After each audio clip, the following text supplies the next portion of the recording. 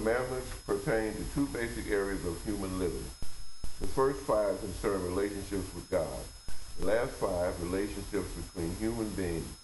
The commandments were given first to Israel in the making of the covenant at Mount Sinai, shortly after the Exodus from Egypt. Though the date of the Sinai covenant cannot be fixed with certainty, it was probably around 1290 BC.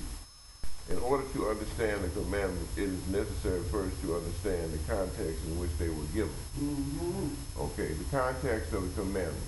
The commandments were, okay, the commandments are that are inseparable from the covenant.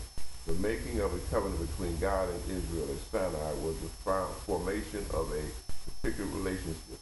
God made certain, forgive me. Excuse me.